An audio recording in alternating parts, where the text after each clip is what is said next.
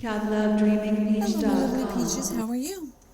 I was just listening to a live a few hours ago. I got caught up scrolling on TikTok.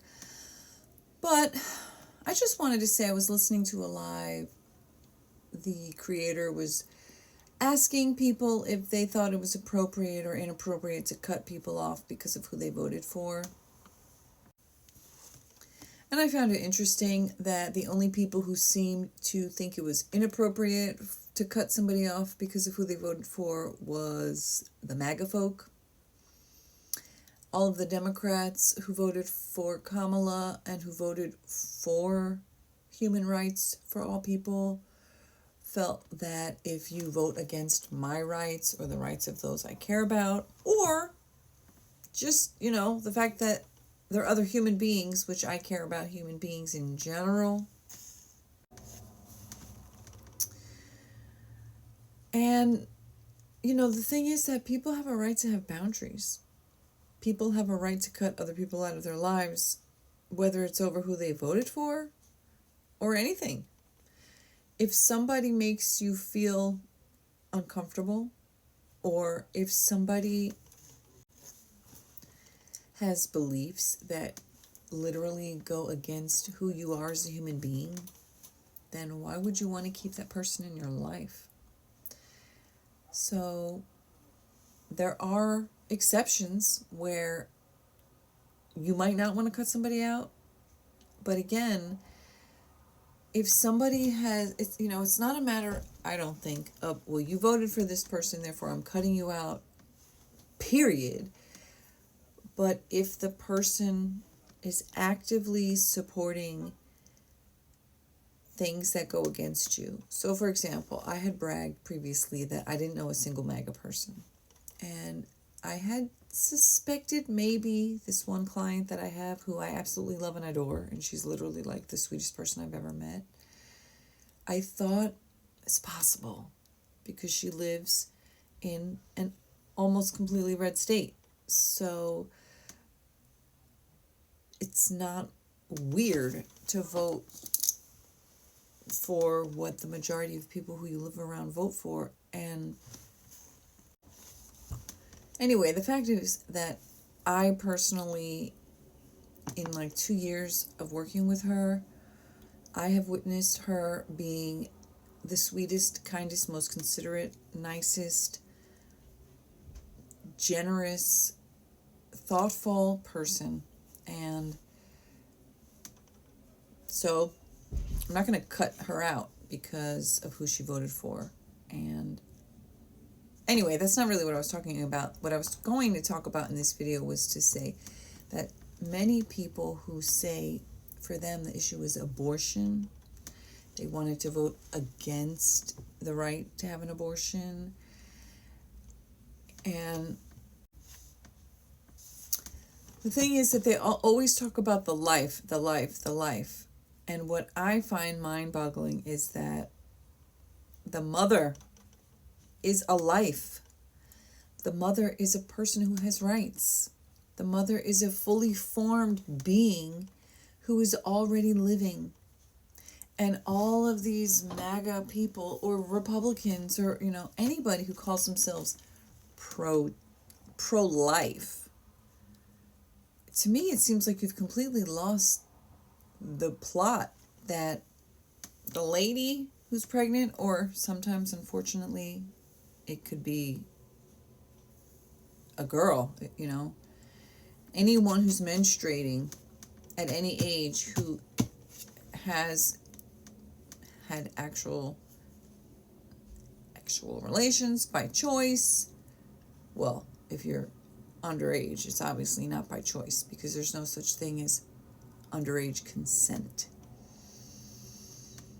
So anyway, regardless, if a person has become pregnant, if they don't want to have the child, if they can't afford the child, if there's a medical issue, if it was a grape, SA, if it was incest, which is also SA and grape,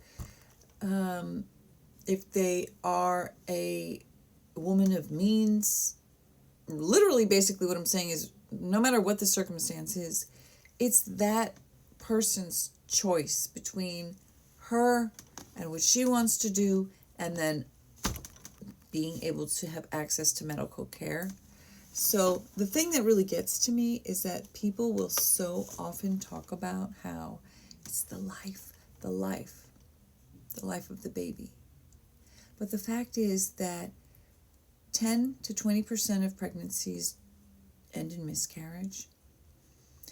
Simply being pregnant is no guarantee that that baby is going to be born, that the baby will be born healthy, that the baby will be born alive, that the baby will not have any issues to deal with, or that the mother won't have any issues to deal with. There's no guarantee that the pregnancy will go well. There's no guarantee that the pregnancy will be problem-free. There's no guarantee that it's going to be smooth. There's no guarantee that it will be easy. There is a guarantee that it's going to be painful. There is a guarantee that it's going to be expensive. There's a guarantee that it's going to change your body forever. It's going to change your life forever.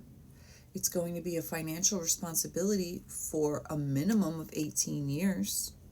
And if you're a good parent, it's going to be a financial responsibility, probably double that and longer, because many people continue to help their kids financially in some ways, even as adults. You know, are you paying for their wedding? Are you buying them gifts? Are you helping them buy a house? Are you,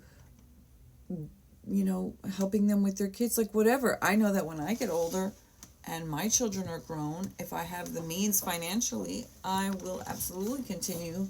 I'm not going to support them and pay all their bills or whatever, but I'm definitely going to still be contributing to my children financially till the day I die, because that's the kind of person I am.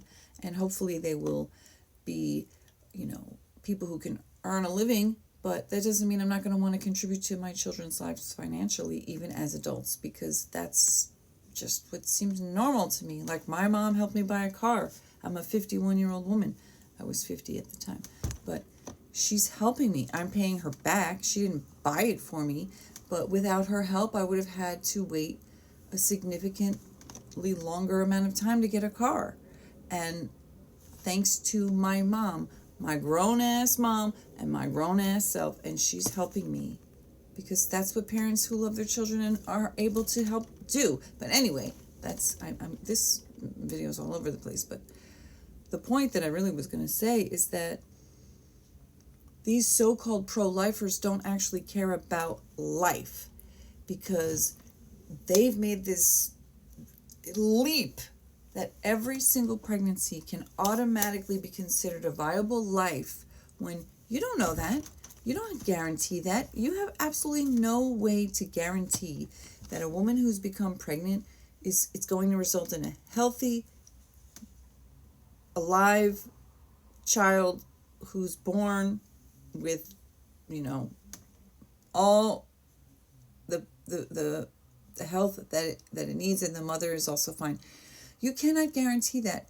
There are so many issues that come into play.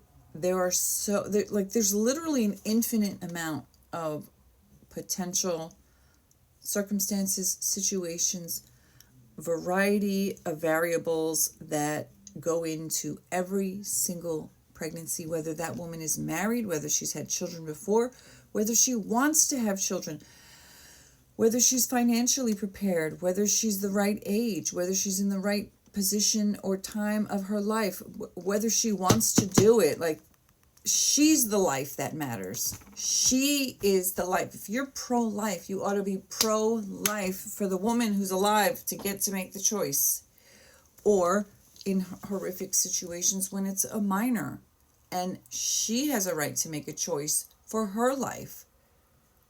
You guys don't have the right. You do not have the right to force somebody to stay pregnant, to force somebody to go through that. You have no idea what that particular unique pregnancy is going to entail. And how dare these people talk about a fetus, a zygote, as if it has rights above the living, breathing, sentient person who's pregnant, whose life it actually is to decide and choose and go through.